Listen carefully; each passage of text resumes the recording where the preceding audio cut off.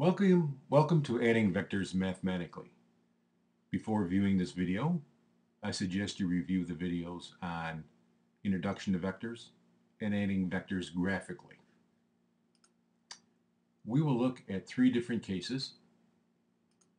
First case, vectors are at 0 or 180 degrees apart. That means for 0 degrees they point in the same direction, 180 degrees they point in opposite directions.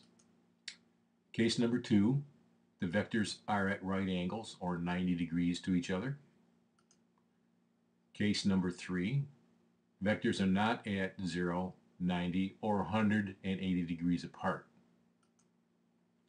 Case number 1, vectors are at 0 or 180 degrees apart. In this particular case, add the vectors as you would sign numbers, just as you learned to do in grade school.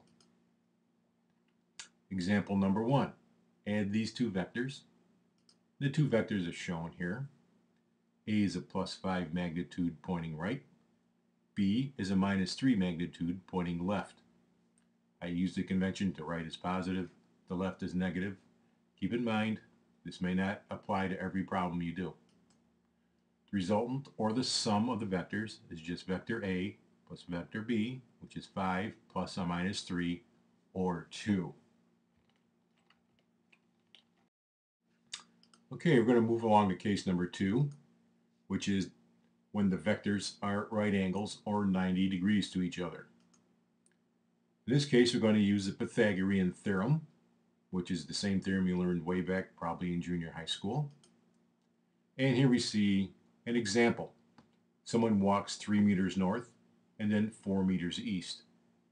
Their displacement, or vector c as you see on the screen, is found using the Pythagorean theorem. We plug the numbers into the theorem there. We see that the magnitude of vector c is 5 meters. Now, because we're working with vectors, we also need a direction. And to find the direction, or the angle theta, we're going to use tangent of theta, which is the opposite over the adjacent. The opposite of theta is 4 meters, which is vector b, and the adjacent is 3 meters, or vector a. We plug our numbers in, and then we see that the tangent of theta is 4 meters divided by 3 meters, and the tangent of theta is 1.3 repeating. To find the angle theta, we say theta is equal to the inverse tangent, or arctangent, of 1.3 repeating. We put that number in our calculator, and we see that it's 53.1 degrees. Okay, we're going to move on to case number 3 now. And here is what we have when vectors are not at 0, 90, or 180 degrees. To add these vectors in this case, we use the law of cosines, which you see right here on the screen. And here you see two examples. Here the angle theta is greater than 90 degrees. Here theta is less than 90 degrees. This is probably the more common case where this law of cosines is used. But here, when theta is less than 90, the law of cosines still applies. Note, the angle theta is always across from side C. Angle theta, side C, angle theta, side C. Notice in the equation, C starts the equation and theta ends the equation.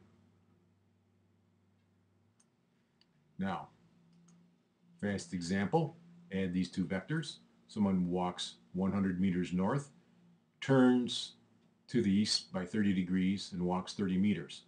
Because that's 30, this is 150. And you can see the resultant C there in green. Plug the numbers in and do the arithmetic. And please note, when you get to this stage right here, minus 6,000 meters squared times the cosine of 150, which is negative. Minus times a minus becomes a plus. So you get 126.9 meters. Which makes sense. You want C in this case to be bigger than in the other two legs. There you go for an example where theta, in this case 37 degrees, is less than 90. 10 meters on this vector, 12 meters on this vector. We have the law of cosines. We plug the numbers in. No, we get to this point, minus 2ab cosine theta. In this case, the cosine of 37 is positive, so this stays a negative. Work through the arithmetic.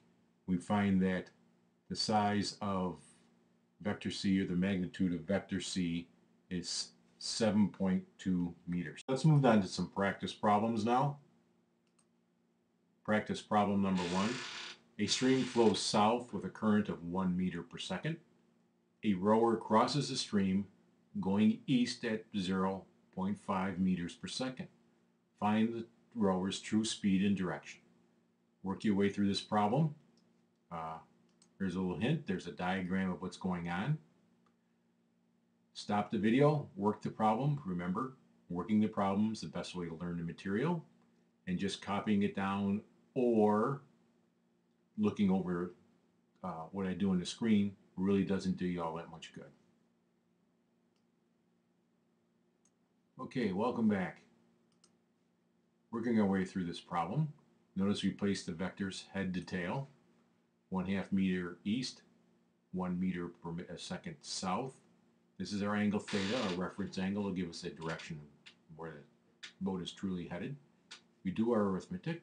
We find that the resultant is 1.1 meters per second. Now, how do we find the magnitude of angle theta? Again, we use a tangent, opposite over the adjacent. 1 meter per second divided by 1/2 meter per second. Theta is the inverse or arctangent of 2. And that gives us 63.4 degrees. So, even though the rower thinks they're headed this way at 1/2 meter per second, combination with the current carries them downstream at 1.1 meters per second at an angle of 63 degrees to what they think their correct path is. And here you see compass heading is really 153.4 degrees. Practice problem number 2. A plane flies at 800 kilometers per hour east with a 100 kilometer per hour crosswind that makes an angle 20 degrees with the plane's path. Find the plane's ground speed. All right, and here you go. Here's the diagram. 800 kilometers per hour, 100 kilometers per hour in that direction. Place the vectors head to tail. We know this is 20 degrees, so this angle is 180. And again, use the law of cosines. The resultant r is right here. Again, stop the video, work the problem, compare your answer to the answer I provided on the video. Okay, welcome back. I'm sure you're all done. And here's what I get for a solution. R squared is the law of cosines. And cosine of 160 again is negative. You see it right there. Minus 2ab cosine theta, and we have that minus sign right here. This times this gives us a plus, and we end up with a velocity of 895 kilometers per hour.